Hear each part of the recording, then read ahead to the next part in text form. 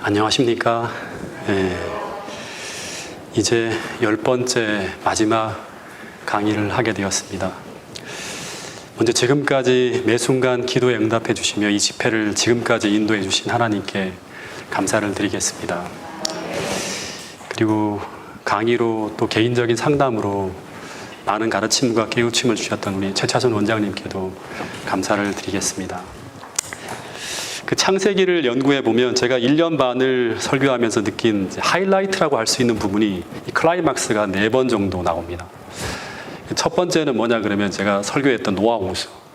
이게 어떻게 보면 가장 제가 많은 감동을 받으면서 그 설교 여러 편을 준비했던 그런 내용이고요. 또 한 번의 클라이막스가 제가 어저께 설교했던 이 모리아산 창세기 22장에 이제 이삭을 바치는 장면이에요. 그리고 마지막이 아니라 또 한 번의 클라이막스가 어딜까요? 그 모리아산 다음에 제가 설교를 진짜 천천히 해나가면서 아주 꼼꼼하게 살폈던 부분이 뭔가 하면 야곱의 환란이에요.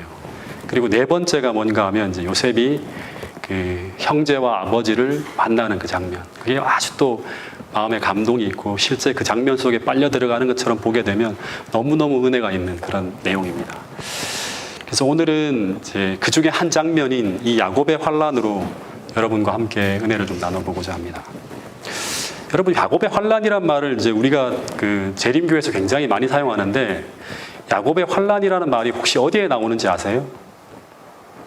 창세기에는 전혀 야곱의 환란이란 말이 안 나와요. 내용만 나오지, 스토리만 나오지. 이거는 후대의 사람이 그것을 딱 연구하면서 이게 야곱의 환란이라고 하는 용어를 사용한 곳이 있어요.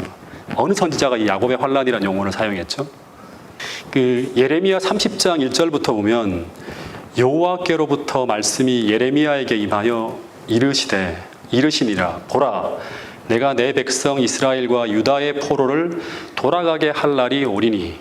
유다에 지금 포로로 잡혀가 있는 사람을 먼 훗날 돌아가게 할 날이 온다는 거예요. 그러니까 야곱이 아니라 이 예레미야가 지금 유다 백성들이 다시 고국으로 돌아가는 장면을 보고 있는 거예요. 그렇죠? 내가 그 조상들에게 준 땅으로 돌아오게 할 것이니 그들이 그 땅을 차지하니라고 얘기를 해요. 그러니까 이 말은 하나님께서 그 당시 예레미야 입장에서는 뭐가 먼저 옵니까? 예루살렘이 멸망하는 날이 오지만 그 후에 돌아오게 한다는 그런 이제 계시를 보고 있는 거예요. 그러니까 유다 백성들이 바벨론에 의해 멸망당한 후 당신의 백성들을 다시 그 조상들에게 준 약속의 땅으로 돌아오게 하실 날이 있을 거라고 하는데 그날이 고레스 포라 석방령인데 그런데 그날이 오기 전에 어떤 날이 오는가 하면 5절에 보면 여호와께서 이와 같이 말씀하시되 우리가 무서워 떠는 자의 소리를 들으니 두려움이요 평안함이 아니로다. 근데 먼저 이걸 경험한다고 하는 거예요. 돌아가기 전에, 약속의 땅으로 돌아가기 전에 먼저 경험하는 거예요. 너희는 자식을 해산하는 남자가 있는가 물어보라. 자식을 해산하는 남자가 없잖아요. 그죠? 근데 어찌하여 남자가 해산하는 여자같이 손을 자기의 허리에 대고 모든 얼굴이 겁에 질려 새파래지는 그런 경험을 한다고 하는 거예요. 예. 이 말씀은 하나님의 백성들이 약속의 땅으로 다시 돌아가기 전에 남자가 해산하는 여자같이 겁에 질려 새파래질 정도로 두려운 날이 찾아온다고 하는 거예요. 근데 그 날이 바로 어떤 날인가 하면 7절 띄워주세요. 같이 한번 읽어보겠습니다. 이런 날이 될 것이라고 합니다. 한번 같이 읽어보겠습니다. 시작.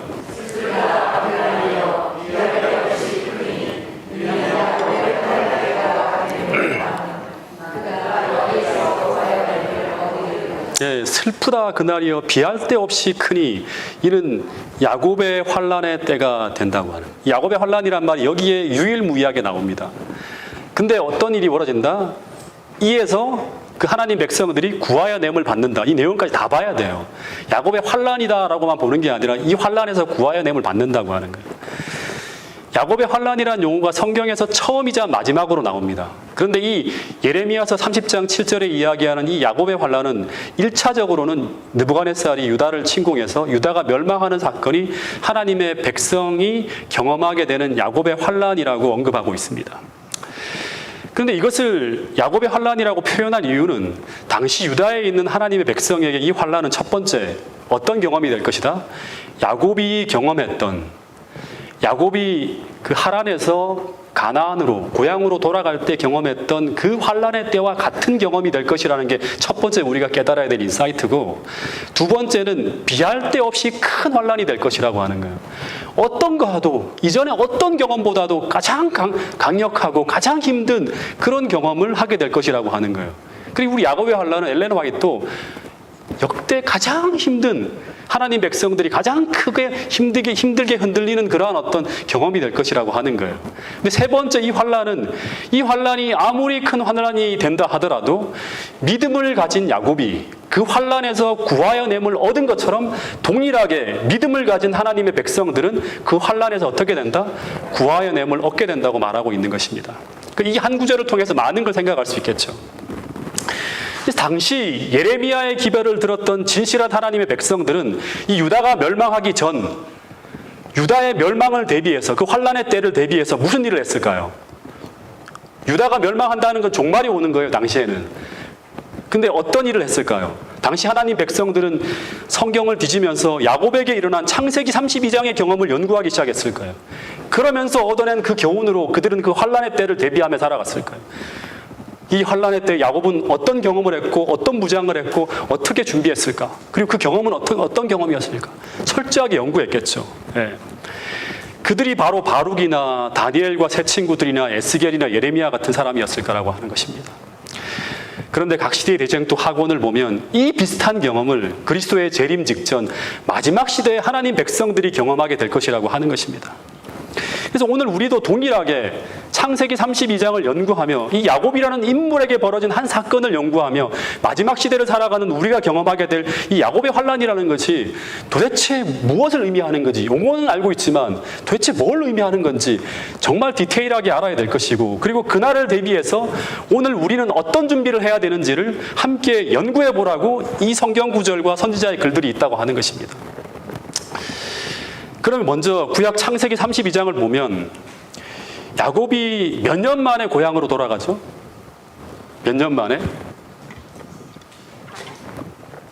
20년간의 유랑 생활을 끝내고 이제 하나님의 명령을 따라서 하란을 떠나서 하란에서 지금 이 부엘세바까지 가야 돼요. 그런데 이제 쭉 내려오다가 이 약복강이라고 하는 그곳에서 중간 지점에서 요단강을 건너기 전이에요. 요단강을 건너기 전에 거기서 이제 큰 환란을 경험하는 거예요. 우리도 요단강을 건너기 전, 다시 말하면 재림 직전에 경험하게 되는 게 야곱의 환란이죠, 그렇죠? 이것은 우리가 똑같이 세상에서의 유랑을 끝내고 이제 하나님의 명령을 따라서 이제 하늘 본향으로 들어가려고 하는 그 직전에 경험하게 되는 똑같은 경험이 되는 거예요.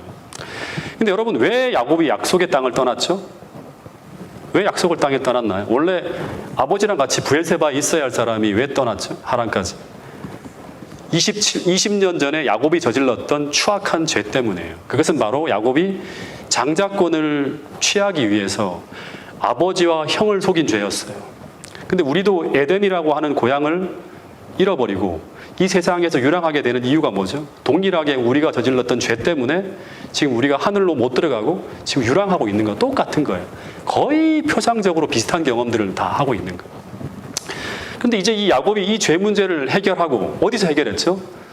도망가던 차에 베델에서 용서를 경험하고 칭의를 경험했죠. 그리고 하란에서 광야 유랑 생활을 20년을 해요. 그리고 이제 마지막 요단을 건너기 직전 약복강 나루터에서 바로 고향 가나안으로 들어가는 마지막 과정에서 겪게 되는 경험이 바로 뭐다? 야곱의 환란이라고 하는 거예요. 근데 야곱이 이제 하나님의 명령을 따라 하란을 떠나서 고향으로 돌아가고 있을 때 뭐 많은 이야기들이 있지만 다 생략하고 야곱의 발걸음을 굉장히 힘들게 한 한 가지 사건이 떠올랐습니다. 그 전에 라반이 쫓아오고 막 많은 일들이 벌어져요. 근데 가장 힘들게 한 경험, 생각이 하는 게 뭔가 하면 야곱이 고향으로 돌아가면 이제 편하게 돌아가야 되는데 야곱의 발걸음을 힘들게 하는 한 가지 생각이 떠올랐다고 하는 것입니다. 그게 바로 뭔가 하면 20년 전에 그로 하여금 고향을 떠나게 만들었던 그 죄였다고 하는 것입니다. 다시 말해 이런 생각이 계속 떠오르는 거예요. 그 죄를 내가 정말 용서받았을까? 문득 이 생각이 떠오르는 거예요. 진짜 용서받은 게 맞을까? 다시 말해서 정말 나는 그 죄로부터 정말 자유로운가? 이런 생각을 하는 거예요. 뭔가 큰 일을 앞두고 뭔가 꼭 필요한 하나님의 능력을 구하려고 기도할 때 이런 생각이 떠오를 때가 있죠. 근데 20년 전 이 야곱이 저지른 죄가 얼마나 추악한 죄였는지를 한번 생각해 봐요. 그러니까 떠오르는 거예요, 자꾸. 온 가족에게 야곱은 어떤 존재였는가 하면 아주 신실하고요.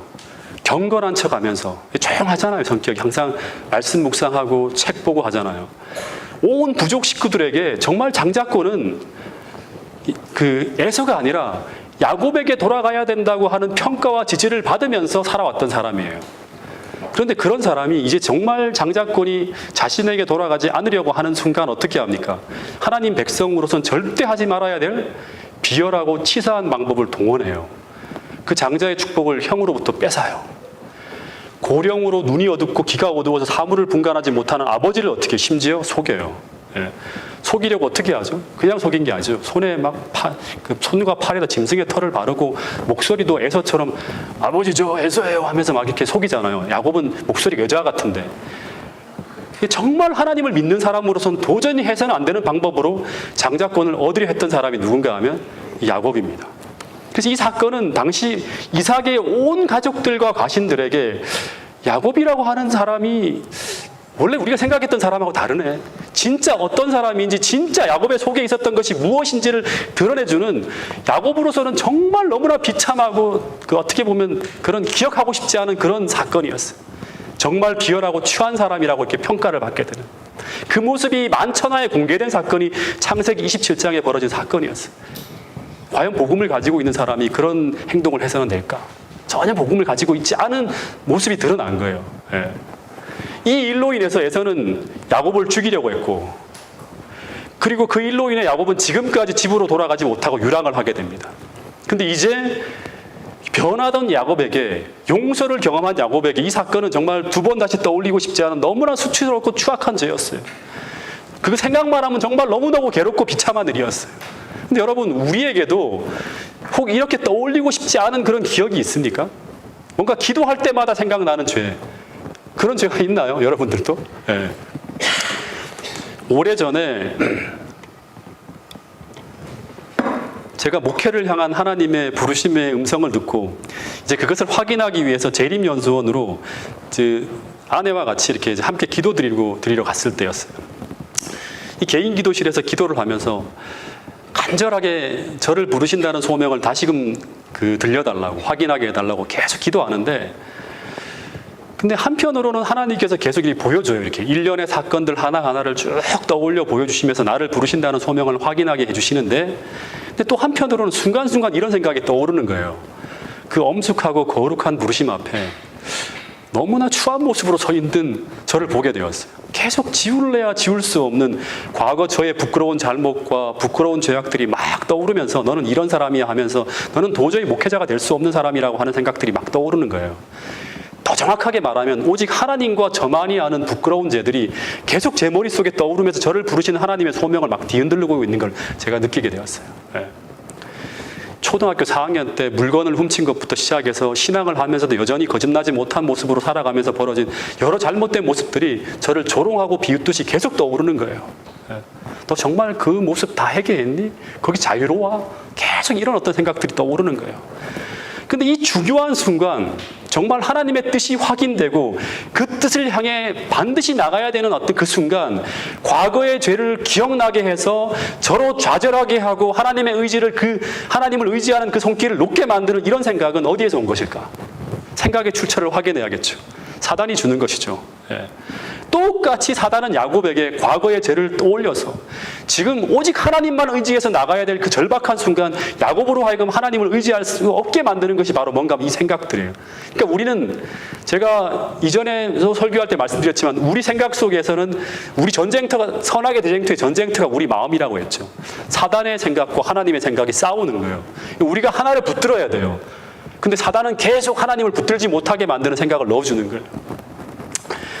근데 또 하나, 그러니까 이 사단이 넣어주는 생각, 과거의 죄를 떠올리는 생각이 첫 번째 그를 무겁게 했고, 그리고 또 하나 정말 기억해야 될 게 뭐냐 그러면, 야곱이 고향으로 돌아가는 이때 그의 고향으로의 전지를 맡고 있는 또 한 가지 생각이 있었는데, 그게 뭐죠? 또 하나, 막 무서워 생각만 하면 못 가겠어요. 이게 바로 그의 형 에서에 대한 공포예요. 예. 그러니까 죄책감과 앞에서 몰려오는 공포, 이 두 가지예요, 두 가지. 죄책감과 공포. 이 죄책감은 왜? 하나님과의 관계를 파괴하게 만들고, 두 번째 이 공포는 나가지를 못하게 하는 거예요. 앞에서 말한 것처럼 야곱이 고향을 떠나 20년간 방황한 이유는 형을 속인 그 일로 인해서 에서가 야곱을 죽이려고 하며 그의 귀향을 막고 있었기 때문에 고향으로 못 들어가고 있는 거예요. 그래서 야곱이 고향으로 다시 돌아가려면 어떻게 되어져야 돼요? 형 에서가 사라지던가, 두 번째는 에서의 마음이 바뀌던가, 이 둘 중에 하나 일이 벌어져야 돼요. 근데 에서가 지금 버젓이 살아있고, 그리고 에서의 마음에 변화가 없는데 하나님은 지금 고향으로 그냥 가라고 하는 거예요. 변화시켜주고 가라고 하면 좋은데 변화되지 않았는데 가라고 하는 거예요. 믿음으로 가라고 하는 거예요, 하나님은. 근데 우리가 갈 수 있을까요? 에서가 버젓이 있는데, 그 두려운 에서가 있는데 여전히 그를 죽이려고 하는데 하나님은 가라고 하는 거예요. 예. 이게 야곱의 환란이에요. 예. 근데 야곱은 지금 고향으로 돌아가고 있어요. 계속. 근데 이 야곱의 귀향의 끝에 만일 하나님의 개입이 없다면 야곱은 그 끝에 어떻게 될까요? 죽어요. 그리고 그 인생이 끝나고 뿐만 아니라 가족들도 다 몰살당할 수 있는 거예요. 근데 부조화 선지자에 보면 이런 글이 나옵니다. 같이 한번 읽어보겠습니다.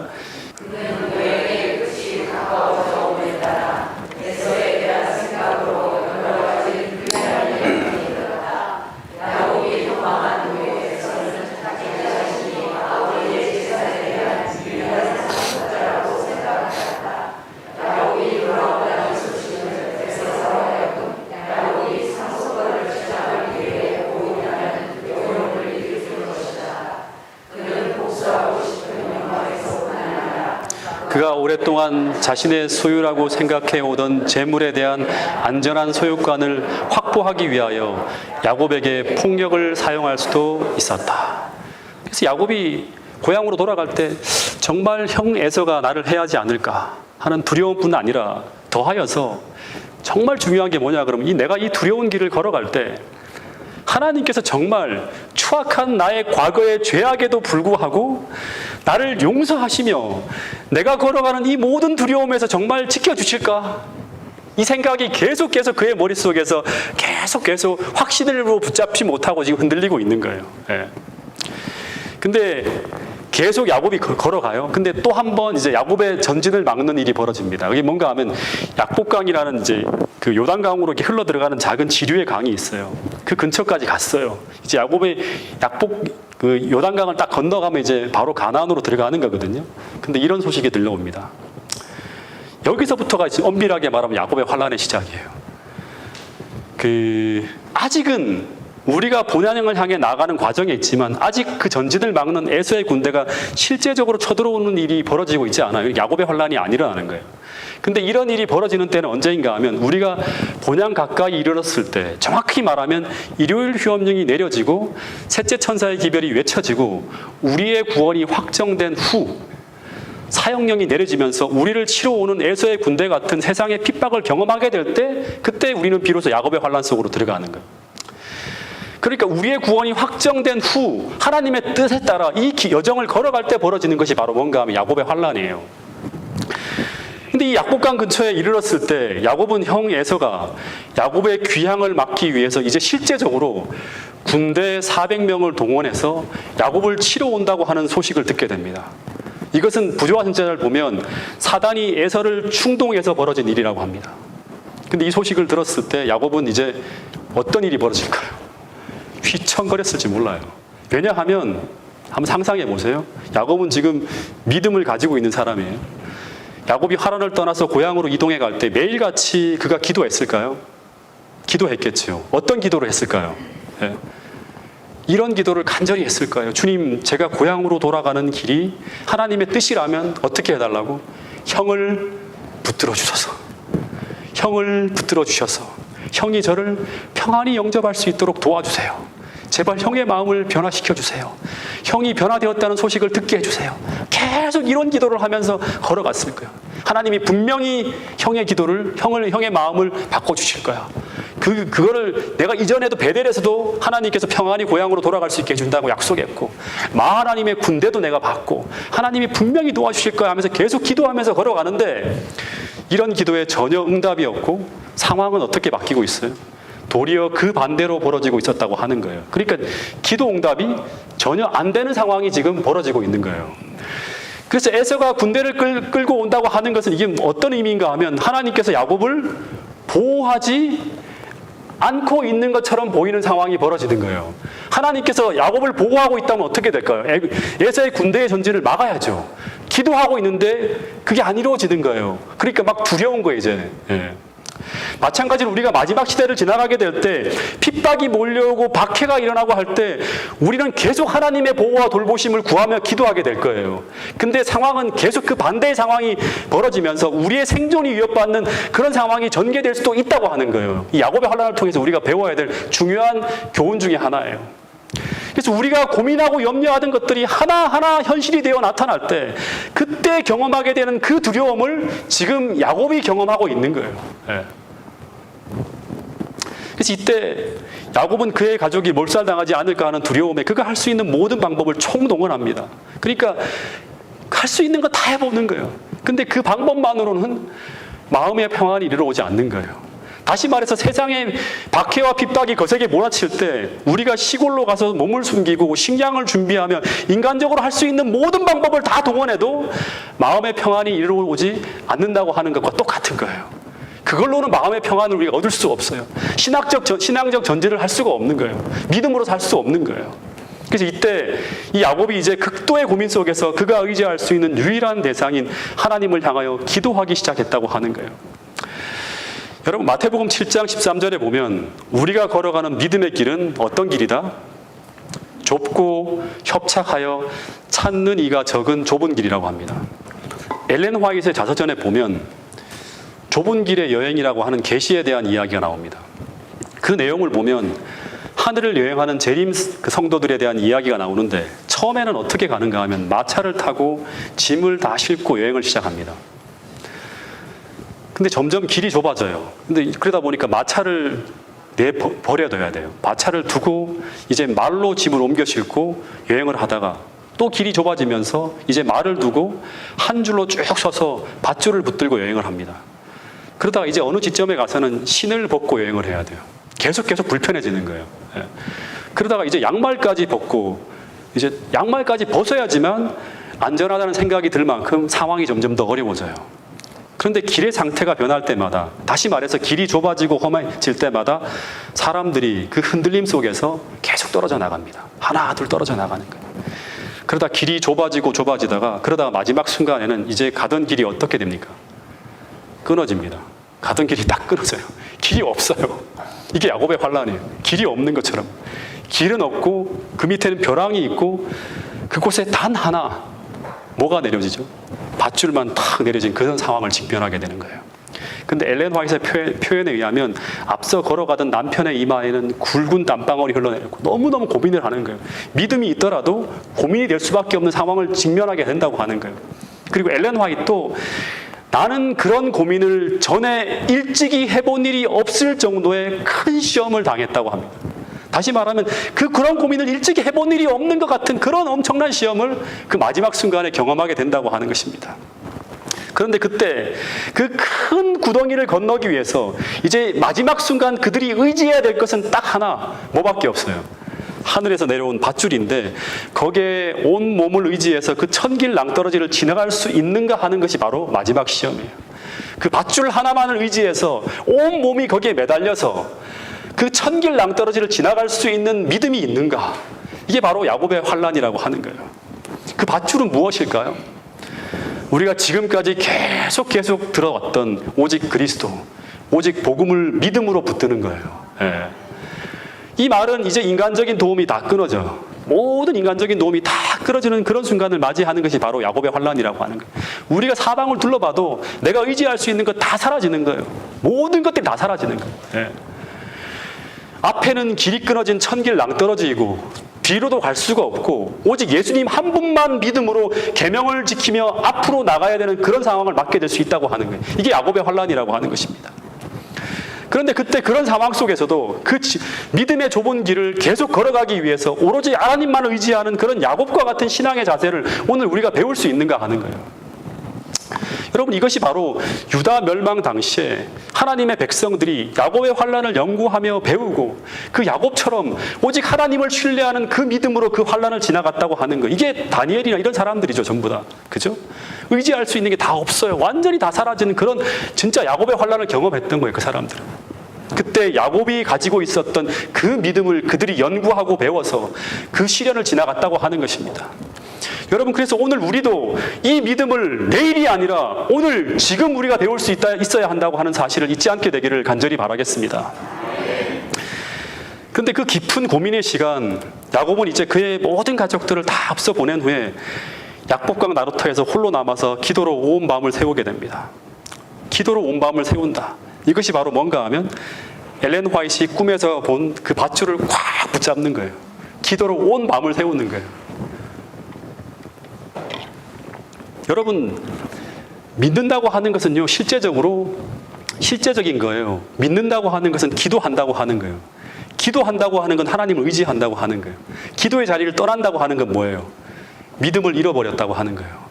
어떤 문제와 상황이 있을 때마다 우리는 기도로 하나님께 맡기는 거예요. 네. 온 밤을 세워서 그 기도한다고 하는 거는 밧줄을 붙잡는다고 하는 거예요. 근데 그 밤, 이 밧줄을 놓게 하기 위해서 어떻게 해야 될까요? 시험이 닥치겠죠. 야곱은 이런 기도에 씨름을 했다고 합니다. 1차적으로는 에서의 군대의 두려움이 굉장히 컸지만 실제 더 큰 고민은 뭘까요? 에서의 군대의 두려움보다 더 큰 두려움이 뭘까요? 더 큰 고민이 뭘까요?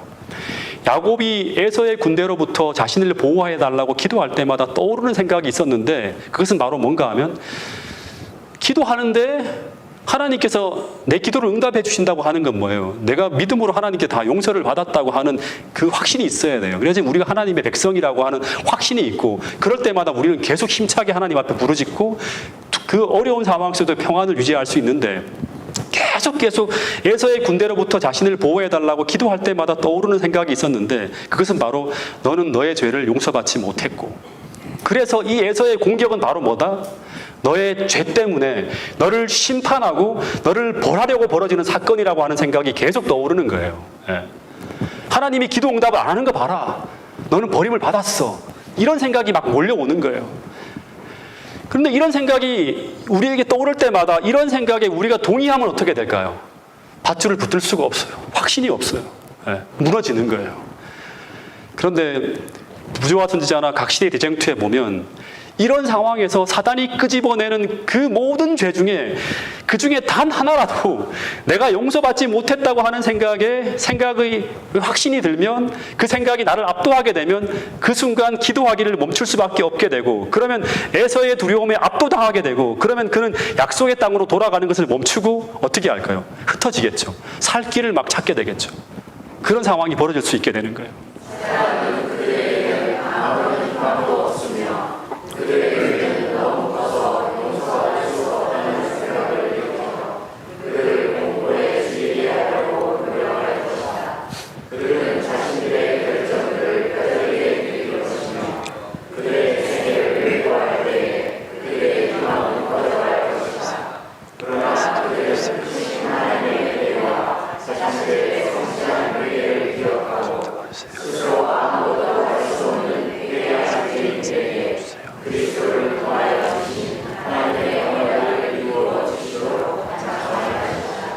다시 말해서 너가 형을 속이고 아버지를 속이던 그 비열한 사기꾼이라고 사단이 계속 말할 때마다 야곱은 나는 아니라고 얘기를 해야 돼요.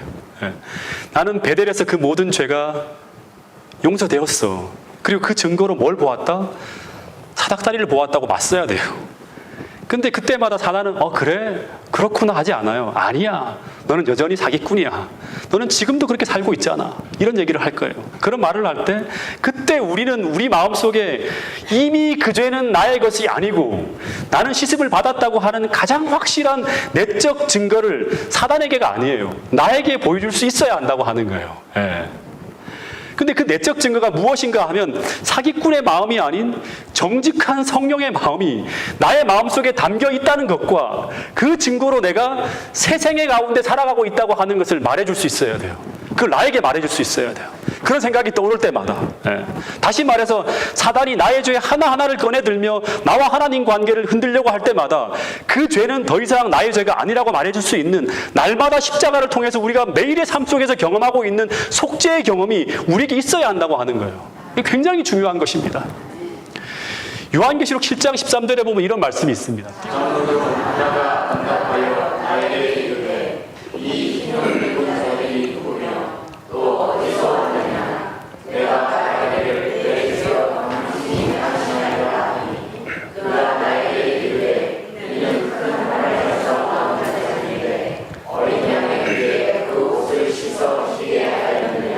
네, 14만 4천에 대한 이야기가 이제 나오면서 장로 중에 하나가 이 사람들이 어떤 경험을 한 사람들인가?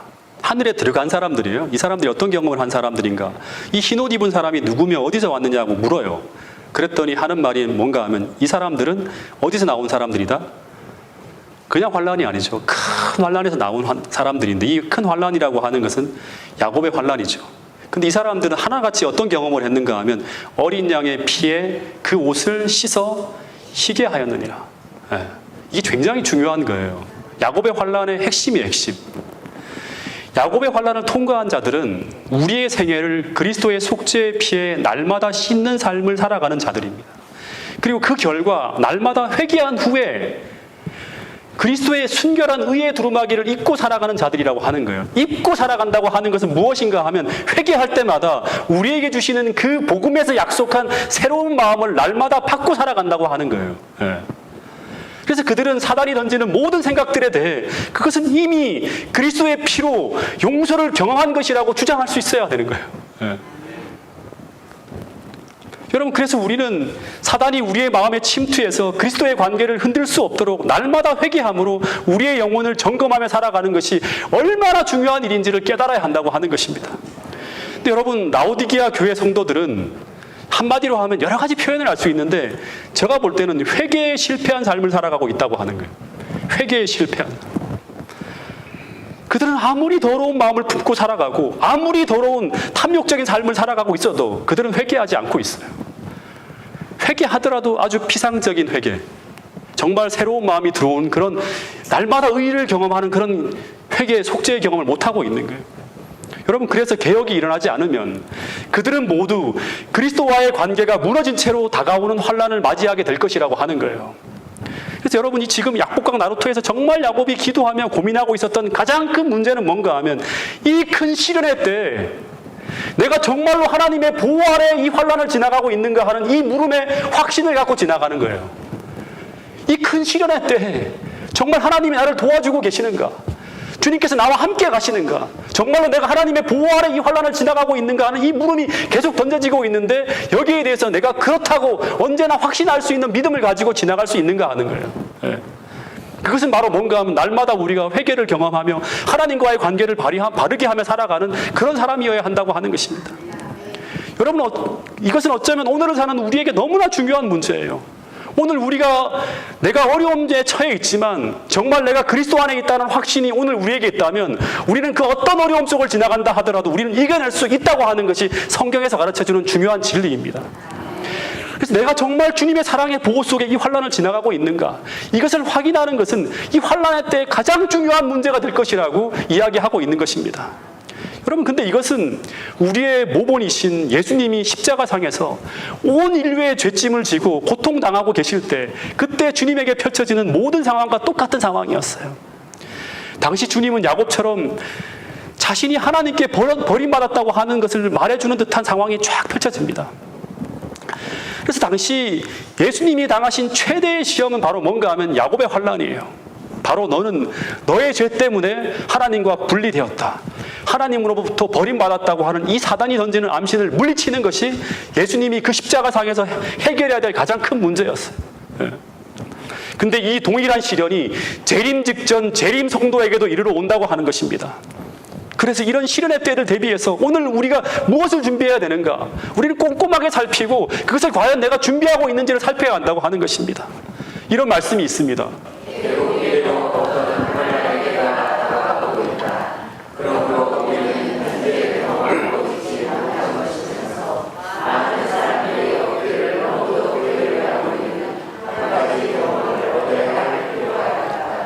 개국 이래로 없던 환란의 때가 다가오고 있다. 계속 우리 공부했어요. 그죠?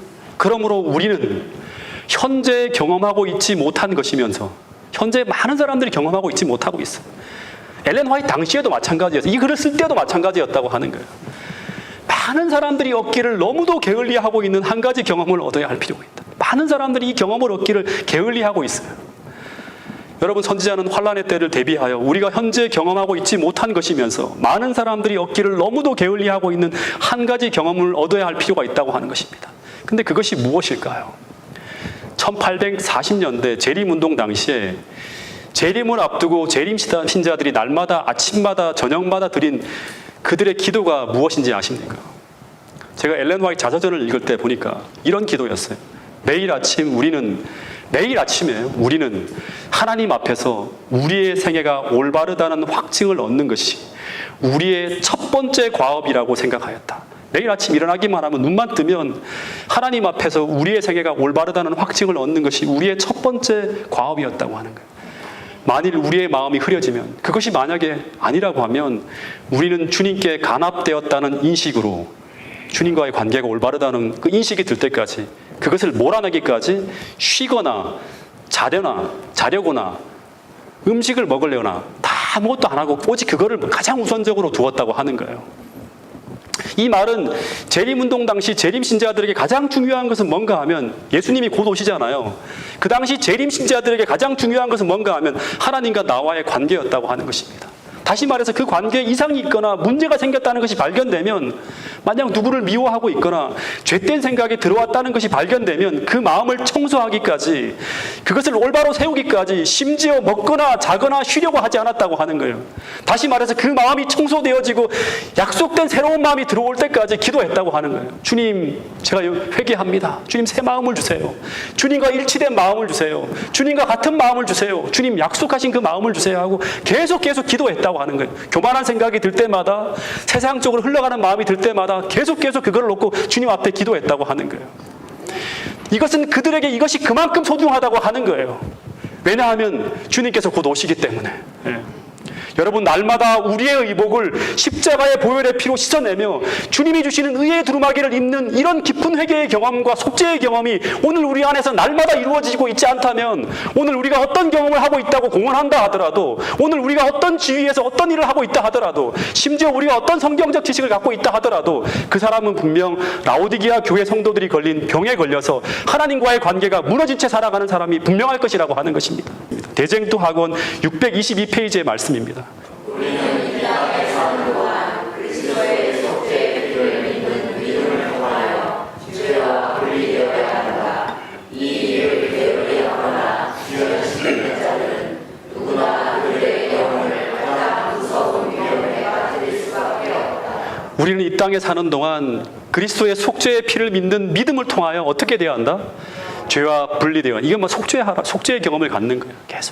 계속 우리의 마음이 다른 마음, 다시 말하면 죄된 마음이 아니라 복음에서 약속된 그 복음의 성취가 굉장히 우리 마음속에 이르러 와야 된다고 하는 거예요. 이 일을 게을리하거나 지연시키는 자들은 누구나 그들의 영혼을 가장 무서운 위험에 빠뜨릴 수밖에 없다고 하는 거예요. 여러분, 이제 마지막 이야기를 해보겠습니다. 야곱은 시험의 마지막 순간까지 하나님을 붙들며 기도의 자리를 떠나지 않고 있었어요. 이 밧줄을 붙들고 계속 건너가는 거예요. 근데 그때 갑자기 가장 힘든 사건이 벌어집니다. 뭔가 하면 에서의 군대가 쳐들어온다고 하는 게 굉장히 두려움을 몰고 왔던 건데 더 큰 문제가 생겼어요. 이게 뭔가 하면 기도하고 있는데 갑자기 어떤 낯선 자가 야곱을 공격하는 일이 벌어집니다. 이것을 처음에는 야곱은 도둑으로 오인을 합니다. 도둑이 덮쳤다고 하는 건 뭐예요? 야곱이 이 상황은 이제 어떤 상황인가 하면 에서가 쳐들어오는 상황에 더하여서 도둑까지 만나는 상황을 당하면서 야곱은 이제 하나님께서 나를 보호하지 않는구나, 하나님의 보호하심이 완전히 거친 것이 아닌가 하는 생각을 만들어요. 기도하고 하나님 돌보아 주세요 하는데 이제 도둑까지 오는, 이건 강도예요. 당시에 그쪽에 강도들이 자주 출몰했다고 하는 거예요. 죽을 수도 있어요.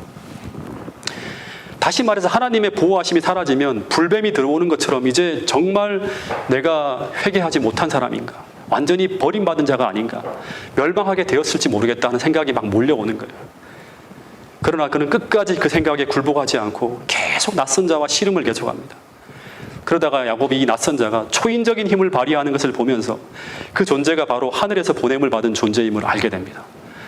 그래서 야곱이 이제 그 천사를 붙들면서 온 힘을 다해서 도와달라고, 지금 에서의 군대가 쳐들어오는데 나를 지켜주고 가족들을 지켜달라고, 하나님의 약속된 그 약속을 믿고 있다, 그렇게 해서 보내심을 받은 분이라고 나는 믿는다, 도와달라고 계속, 당신은 나의 편이라고 하는 걸 믿는다고 계속 붙들어요.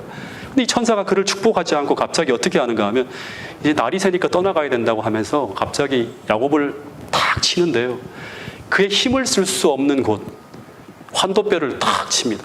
그러니까 이거 엉치뼈 여기 그쪽을 치는 거예요. 그러면서 야곱이 이제 붙을 수도 없는 거예요. 손을 놔버릴 수밖에 없는 거예요. 엉치뼈가 부러지면서 환도뼈가 부러지면서 확 주저앉아 버려요. 붙들지도 못하는 상황이 되는 거예요. 그래서 야곱이 완전히 쓰러지면서 천사를 붙드는 손을 놓을 수밖에 없는 상황이 전개됩니다. 다시 말해서 이 모습은 메시지를 던지는 거예요. 이런 암시를 던지는 거예요. 이 천사가 이런 메시지를 야곱에게 던지는 상황이에요. 나는 너의 고민에는 전혀 관심이 없다. 나는 돌아가야 돼. 이런 표현을 하고 있는 것처럼 보이는 상황이 펼쳐집니다. 근데 이것이 야곱의 환난의 때 우리가 경험하게 되고 우리가 처하게 되는 상황이라고 하는 거예요. 계속 우리 상황과 같이 매치시켜 봐야 되는 거예요. 그러니까 모든 상황이 다 불리해 보입니다. 근데 이때 야곱이 부르짖는 마지막 고백이 무엇인가 하면 이것이었어요. 이런 상황이 되더라도 나는 이 밧줄 안 붙들겠다, 안 놓겠다고 하는 거예요. 자, 이 마지막 말씀입니다.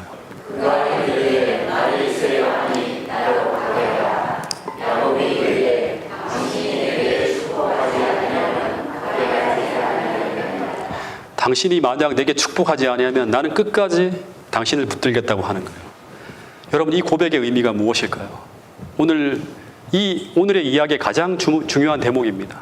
이게 무슨 뜻인가 하면, 그런 상황이 우리에게 벌어진다 하더라도, 그런 상황에 우리가 처하게 된다 하더라도, 모든 환경이 이제 너는 하나님께 버림을 받았다는 그런 메시지를 전하고 있는 듯한 상황이 우리에게 몰려온다 하더라도, 교회가 텅텅 비고 내가 의지했던 그런 모든 별들이 사라지고 그리고 온 세상에 나를 대적하는 그런 상황이 내 앞에 펼쳐진다 하더라도, 그 속에서도 결코 하나님의 나에 대한 사랑인 변함이 없다는 그런 믿음을 가지고 그 환경에 맞서라고 하는 거예요. 나는 맞서겠다고 하는 거예요. 이런 고백이에요, 이 고백은. 네. 여러분, 이것은 바로 노아가 방주 안에서 7일간 경험했던 거예요. 그리고 150일간 그 대환란 속에서 경험했던 믿음의 시험이었어요. 막 방주가 막 요동치며 흘러가고 있지만 하나님은 우리에게 과거에 이 방주 속에 들어가기까지 그 믿음의 경험이 있잖아요. 하나님을 믿는 믿음으로 들어갔고 하나님은 방주를 지켜주실 것이라는 확신 속에서 150일 동안 버텨내는 거예요. 네. 그리고 이 경험이 바로 뭔가 하면 예수님이 십자가에서 경험했던 환란의 경험이에요. 네. 모든 상황이 다 내가 하나님께로부터 버림받았다는 상황이 벌어지고 너는 부활하지 못할 것이라는 그런 암시가 끝없이 몰려오는 상황이 전개되고 있지만, 그 반대되는 상황, 그런 믿음에 대한 반대되는 상황이 몰려오고 있지만, 주님은 그동안 인도했었던 그 모든 믿음의 경험들을 다시금 되살리면서 끝까지 하나님을 붙드는 믿음으로 십자가상에서 승리하는 거예요. 아버지께 모든 것을 의탁하고 내가 다 이루었다, 주님 뜻을 다 이루었다는 확신 속에서 잠드시는 거예요. 그리고 유다 백성들이 나라가 멸망했을 때 경험하는 환란, 똑같은 거죠. 똑같은 고백으로 맞서는 거예요. 성전이 무너지고 모든 상황이 다, 왕들이 다 무너지고 모든 믿음의 백성들이 사라진다 하더라도 다니엘과 세 친구들은 오직 나와 믿음으로 교통하는 그 하나님, 이 하나의 확신을 붙들고 그 환란을 통과해 나가는 거예요. 네. 여러분, 이것이 바로 요한계시록 14장 12절에서 말하는 야곱의 환난의 때 하나님의 계명을 지키게 하는 예수의 믿음이라고 하는 거예요. 성도들의 인내가 여기 있나니 하는 이 인내는 야곱의 환난 속을 견디게 만들어줄 그런 인내, 그런 인내를 발휘할 수 있는 믿음을 갖고 오늘 살아가야 한다고 이야기하고 있는 것입니다. 여러분, 그래서 결론적으로 야곱의 환난은 우리의 믿음을 시험하는 환난이라고 하는 것입니다. 근데 그 믿음은 창세기 3장 15절에서 이야기하는 복음을 받아들인 자들이 소유한 것으로, 그 믿음은 하나님과 나와의 온전한 관계를 맺고 살아가면 살아갈 수 있게 만들어주는 믿음이라고 하는 것입니다. 그래서 오늘 우리가 주님과 맺고 있는 그 관계만 온전하다면 하나님 말씀 앞에 날마다 회개하고 자복하고 굴복하면서 그의 의의 옷을 입고 있다면, 다시 말해서 우리가 날마다 용서를 경험하는 것을 통해 이르러 오는 그 은혜를 날마다 경험하며 살아가고 있다면, 오늘 우리는 그 어떤 환난과 그 어떤 어려움 속에 들어간다 하더라도 우리는 절대 무너지지 않고 반드시 이겨내고 승리할 수 있다는 사실을 가르쳐 주는 것이 바로 창세기 32장 야곱의 환난이 주는 교훈이라고 하는 것입니다. 여러분, 아무리 에서의 군대가 나를 죽이려고 쳐들어온다는 소식이 들려온다 하더라도 하나님은 그 한계를 분명히 정하시고 우리를 보호하신다고 하는 것입니다. 그런데 하나님과의 무너진 관계를 회복하고 굳건히 하는 유일한 수단이 무엇인가 하면 회개라고 하는 것입니다. 그리고 자복하고 굴복하는 것입니다. 회개의 깊이만큼 하나님과의 관계가 깊어지고 진실해질 수 있다고 하는 것입니다. 여러분, 이번 기회에 이곳에서 주님과의 모든 관계를 바르게 할 수 있는 충만한 은혜와 충만한 믿음이 오늘 이곳에 머물고 계신 모든 분들에게 충만히 임하게 되길 간절히 바랍니다. 그리고 그 결과 영적인 치유와 육적인 치유를 우리 모두가 경험할 수 있게 되기를 간절히 바라면서 오늘 말씀을 줄이도록 하겠습니다. 제가 기도하겠습니다.